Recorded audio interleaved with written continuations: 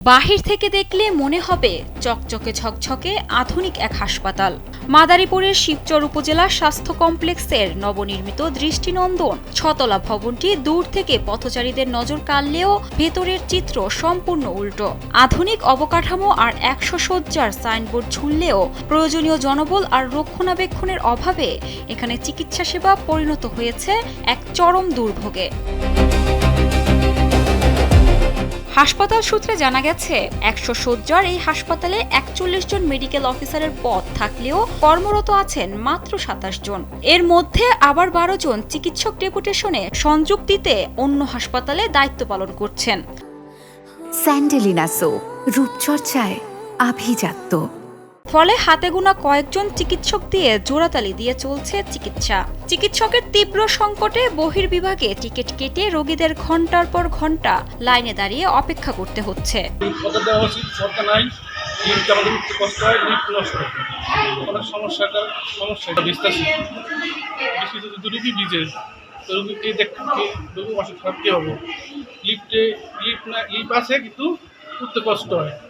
লিফটে কোনো ব্যবস্থা আছে কিন্তু লিফট অসল।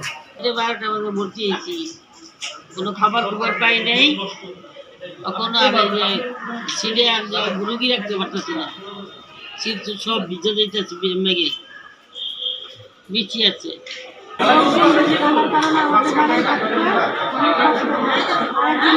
অভিযোগ রয়েছে হাসপাতালে আধুনিক আইসিইউ ও গাইনিওটি থাকলেও তা বছরের পর বছর তালাবদ্ধ অবস্থায় পড়ে আছে।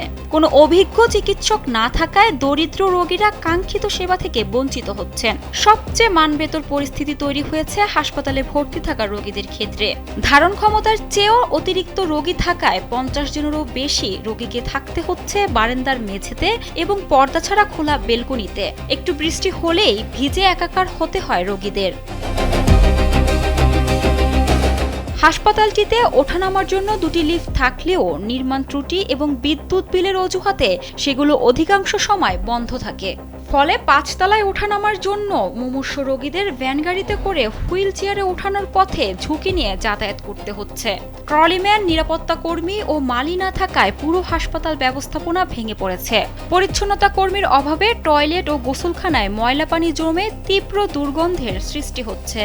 বরাদ্দ 50 শয্যা হিসেবে খাবার দিতে পারি আমরা 50 জন রোগীকে।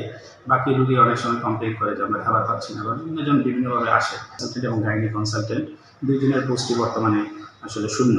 এই কারণে শিবচরের জনগণকে যে মহোদয় আছে এখানকে ওনাকেও জানিয়েছি এবং আমাদের ঊর্ধ্বতন কর্তৃপক্ষকেও জানাচ্ছি যাতে দ্রুত সময়ের ভিতরে আমরা আমাদের পোস্টগুলো পূরণ হয়ে যায়।